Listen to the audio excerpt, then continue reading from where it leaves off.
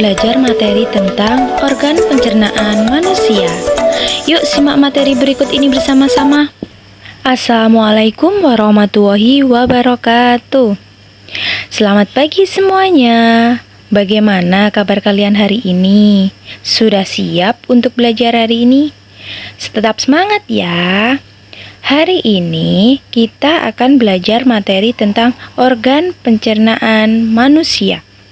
Apa sih organ pencernaan manusia? Pencernaan manusia adalah proses penguraian makanan yang semula kasar menjadi lebih halus agar lebih mudah diserap oleh tubuh. Makanan yang sudah dicerna akan berubah menjadi sari-sari makanan yang lebih mudah diserap oleh pembuluh darah. Sari-sari makanan tersebut diedarkan ke seluruh bagian tubuh oleh darah dan proses pencernaan terjadi di dalam saluran pencernaan dan dibantu oleh enzim yang dihasilkan oleh kelenjar pencernaan. Proses pencernaan makanan ada dua jenis, yaitu pencernaan secara mekanik dan yang kedua pencernaan secara kimiawi. Nah, selanjutnya kita akan membahas tentang organ apa saja yang terlibat dalam proses pencernaan manusia. Mulai dari yang pertama, yaitu disebut dengan rongga mulut. Rongga mulut merupakan pintu masuk makanan ke dalam tubuh. Di dalam rongga mulut terjadi pencernaan mekanik dan kimiawi. Bagian yang berfungsi mencerna makanan di rongga mulut adalah gigi, lidah, dan air liur. Gigi dan lidah mencerna makanan secara mekanik, sedangkan air liur mencerna makanan secara kimiawi. Gigi berfungsi untuk menghancurkan makanan. Lidah berfungsi untuk letak makanan pada saat mengunyah dan mengecap rasa makanan. Kelenjar ludah menghasilkan air ludah dan enzim amilase. Enzim amilase berfungsi untuk mengubah zat tepung menjadi gula.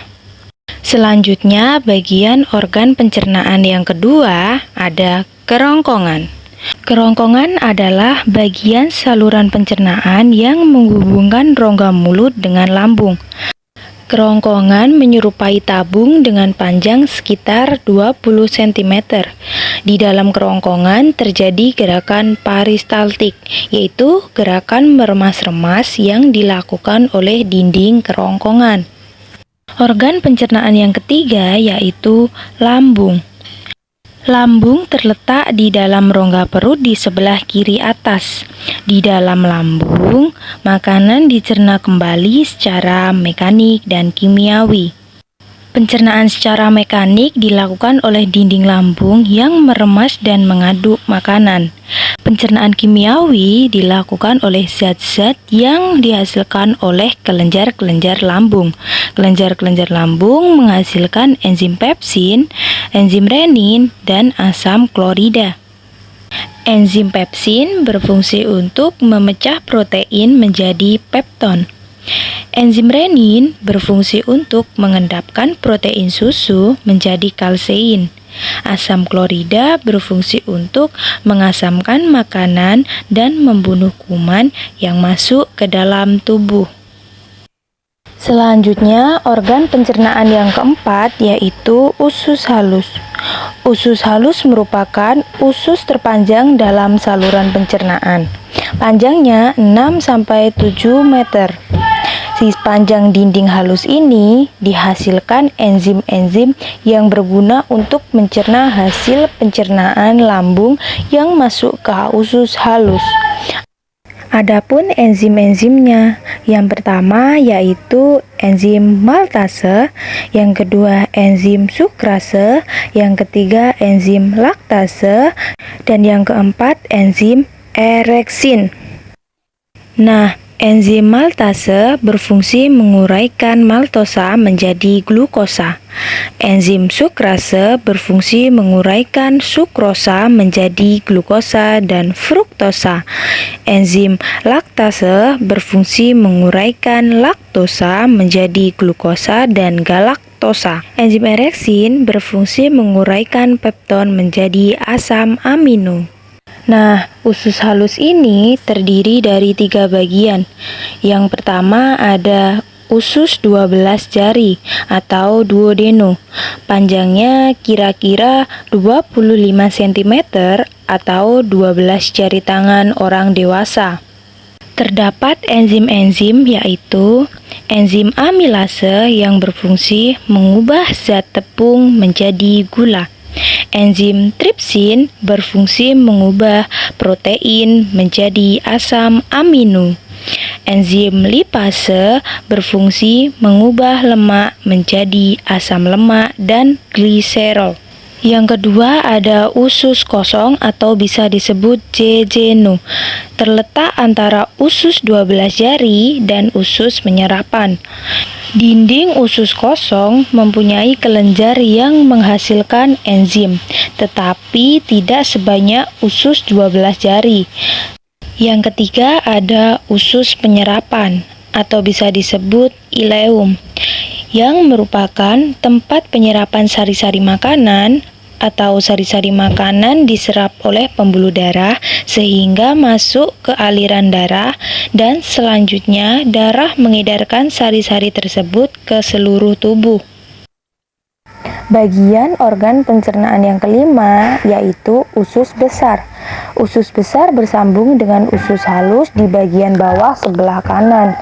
Nah, di dalam usus besar terjadi penyerapan air dan pembusukan sisa makanan yang dibantu oleh bakteri pembusukan, yaitu bakteri Escherichia coli.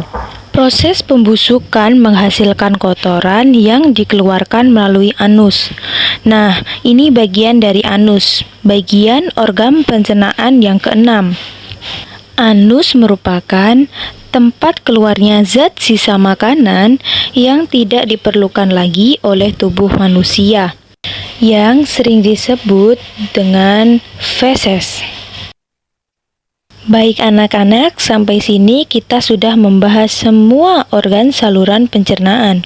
Mulai dari makanan di dalam rongga mulut, disalurkan melalui kerongkongan, makanan dicerna di lambung, diserap oleh usus halus, dan diproses dalam usus besar, hingga yang terakhir bermuarai di anus.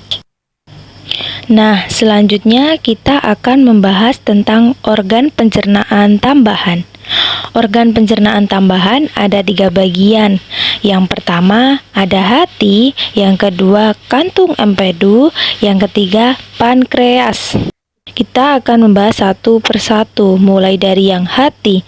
Hati merupakan kelenjar terbesar dalam tubuh, berada pada bagian rongga perut sebelah kanan di bawah diafragma.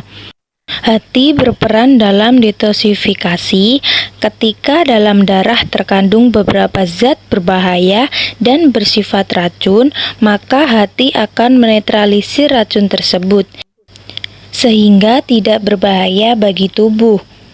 Hati juga berperan dalam menjaga keseimbangan kadar glukosa. Ketika kadar glukosa dalam darah rendah, hati akan melepas glukosa dengan cara memecah glikogen. Selain itu, hati juga mengatur kadar kolesterol dalam darah. Kolesterol akan diubah menjadi asam kolik yang berfungsi untuk mengemulsi lemak. Sel-sel hati yang akan mengeluarkan getah yang mengandung kolesterol, asam kolik, garam empedu, lecitin, bilirubin, dan elektrolit. Getah ini disebut dengan getah empedu. Selanjutnya yang kedua ada kantung empedu. Kantung empedu merupakan organ yang berada di bawah hati. Kantung ini menyimpan getah empedu yang dihasilkan oleh hati. Getah empedu akan dikeluarkan ke usus halus dan berperan dalam mengemulsi lemak. Lemak akan terpecah menjadi butiran-butiran kecil sehingga lebih mudah dicerna oleh enzim pencernaan dan melanjutkan proses pencernaan hingga dapat diserap oleh tubuh. Selanjutnya, organ pencernaan tambahan yang ketiga yaitu pankreas. Pankreas merupakan organ yang berada di balik perut, di belakang lambung. Sel-sel pada pankreas akan menghasilkan cairan pankreas yang akan masuk ke dalam duodenum melalui saluran pankreas. Pankreas juga merupakan kelenjar endokrin yang menghasilkan hormon insulin. Hormon insulin ini berfungsi mengatur proses pengubahan glukosa dalam darah menjadi glikogen yang disimpan di dalam hati. Baik, itulah sedikit penjelasan tentang organ pencernaan manusia. Tetap semangat ya. Ibu akhiri pelajaran hari ini. Wassalamualaikum warahmatullahi wabarakatuh.